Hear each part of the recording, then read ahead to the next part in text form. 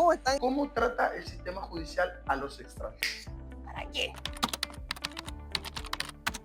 El sistema penitenciario en Chile actualmente se encuentra en crisis. Las cárceles están pasando por un momento crítico de atochamiento o hacinamiento carcelario. ¿Qué podemos hablar sobre eso, Farid? Hay que ir ondeando en cada uno de ciertos puntos para empezar a descubrir cuál es el nacimiento de esta problemática. Por ejemplo, bajo mi perspectiva, todo nace en base al sistema económico. Todo se cuadra y parte desde ahí mismo. Alberto Mayol, un gran sociólogo para mi perspectiva, hace mención de que existe una pirámide de crecimiento. El sistema mismo te plantea una aspiracionalidad de que si tú no llegas a ciertos niveles pecuniarios, terminas sintiéndote un poco no feliz. Entonces, aspiracionalmente una persona o una población que nace acá y que no puede aspirar a llegar acá, termina con ciertas problemáticas aspiracionales que lo hacen terminar realizando gestiones o acciones que son perjudiciales para la sociedad y que en las mismas poblaciones se terminan normalizando, y aquí es donde entraría un poco, creo yo, en otro factor que vendría siendo la narcocultura. Tanto musicalmente como en las mismas poblaciones se termina haciendo creer una idea de que robar está bien, de que el traficar está bien, de que el consumir ciertos tipos de estupefacientes está bien. Bajo mi perspectiva, en el ámbito social y económico, creo yo que son dos aspectos importantes que hay que resaltar para entender un poquito la base de esta problemática. No solamente en la sociedad existe esa normalidad, Mm. sino que también en el sistema judicial.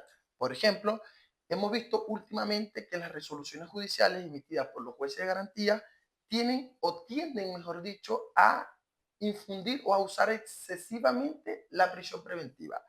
¿Cómo esto afecta al sistema penitenciario? Sacando un dato propiamente tal de la Defensoría también, el 2020 se alcanzó un mínimo histórico de personas detenidas, 38.000 personas privadas de libertad, y al 30 de junio del 2024 hay 59.500 personas. O sea, en 4 años duplicamos un número histórico en Chile de personas privadas de libertad. Hoy en día se normaliza la prisión preventiva como la prisión preventiva probablemente tal la última ratio, ¿no? O sea, debería ser utilizada cuando las otras medidas cautelares no satisfaga los fines del procedimiento, pero no puede ser que la única medida cautelar que termine satisfaciendo el procedimiento sea la prisión preventiva. O sea, ¿qué tan problemático tiene que ser la persona o el acto para que todas las personas tengan que estar privadas de libertad para que el proceso pueda funcionar con normalidad? No sé qué opinas tú. Claro, no. De hecho, en la actualidad, en la comisión de delitos por extranjeros que no gozan de una identidad fehacientemente o que se encuentran en una situación migratoria irregular, lo normal es que frente al control de detención le amplíen la detención, y esto puede ser 1 o 2 días, inclusive 72 horas, dependiendo si estamos ante un día feriado, también es posible esa ampliación. Pero no solamente eso, también la resolución que sopesa respecto a una medida cautelar personal siempre va a ser la prisión preventiva, porque existe un eventual peligro de fuga.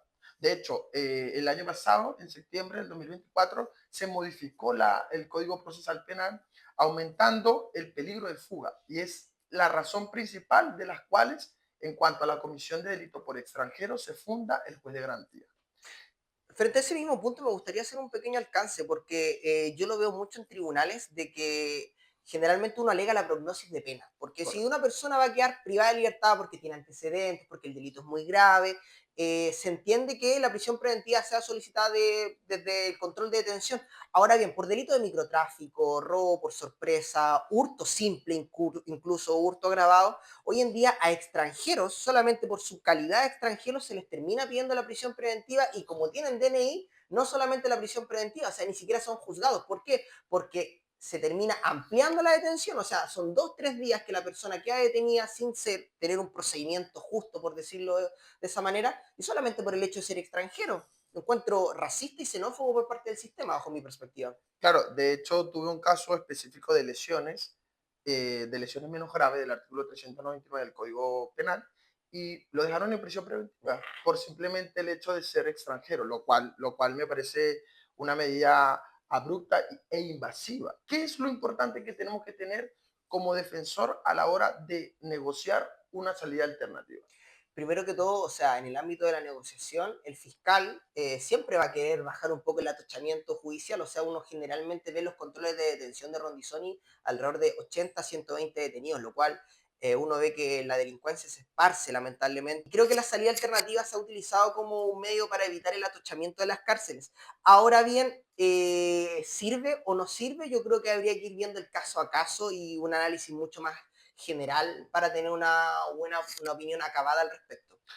Mencionaste en el comentario pasado de que a la hora de visualizar la aplicación de medidas cautelares es importante establecer la prognosis de la pena. Ello en el entendido que tenemos que determinar si es presidio mayor, presidio menor, si es un crimen, si es un delito.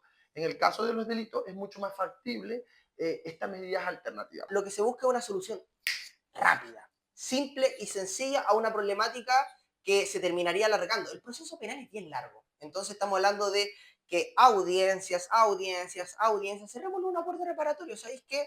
Me estafaste por 5 millones de pesos, cerrémoslo en tal acuerdo reparatorio y se acabó. En cambio, una suspensión condicional del procedimiento, un proceso en donde una persona va a ser enjuiciado por 6 9 meses, la economía procesal se termina gastando el tiempo de las víctimas. Tenemos dos salidas alternativas. En principal, suspensión condicional del procedimiento, acuerdo entre el imputado y el fiscal del Ministerio Público, ¿correcto? Y en cuanto a los acuerdos reparatorios, acuerdo entre la víctima y el imputado. En este caso, normalmente se basan en aquellos delitos que afectan directamente el patrimonio o aquellos que son de acción penal privada, como tú bien lo estableciste. Perfecto. En el ámbito que nos convoca hoy día, que son los mil y un problemas que trae consigo el sistema penitenciario y cómo esto afecta, ¿existe desigualdad frente a la aplicación de una salida alternativa como decisión o facultad exclusiva del fiscal del Ministerio Público? Bajo mi perspectiva en su totalidad. Me gustaría que nos enfocáramos ahora específicamente en el paro de gendarmería. Frente a esta problemática, ¿cómo afecta directamente a los imputados? Afecta totalmente a los imputados porque los reyes de las cárceles es gendarmería. Entonces, cualquier problemática interna que ellos sufran, las terminan sufriendo los imputados. Yo hace poco tuve una audiencia de reformalización y no subieron a mi imputado y no se pudo dar la audiencia. Entonces, esas y muchas otras problemáticas terminan naciendo cuando gendarmería está en paro. Hiciste mención que los gendarmes cumplen con una función crucial para el sistema judicial, que es subir a los imputados privados de libertad a las audiencias. Mm. ¿Cómo afecta entonces esto a este sistema? El proceso de por sí es largo, entonces este tipo de problemáticas terminan dilatando un proceso que de por sí es largo, ya que se genera nueva fecha y hora y se alarga el proceso y obviamente se perjudica la posible libertad de mi cliente. Actualmente nos encontramos a las afueras de la penitenciaría. Muy lindo lugar. Exactamente. Y hoy en Derechos Sin Fronteras nos acompaña Farid Mobaret, un personaje típico, no tan típico. Él es abogado y actualmente estudiante de un magíster en Derecho Procesal. Farid, ¿cómo las personas pueden contactarse contigo? Muchas gracias, Brandon. ¿Cómo estás, gente hermosa? Se pueden contactar por cualquier de mis canales de comunicación, Instagram, TikTok, o pueden venir presencial a mi oficina 1631, oficina 9, acá a pasos del Metro Rondizoni y a pasos del Centro de Justicia. Como bien dice Brando, somos un estudio atípico porque somos responsables, honestos y comprometidos al 100% con nuestros clientes. Muchas gracias. ¿Cómo trata el sistema judicial a los extranjeros? Es complicado el tema bajo mi perspectiva, Brando, en base a que hoy en día un extranjero que es detenido y tenga DNI porque pasó por paso ilegal, primero que todo tiene ampliación de la detención.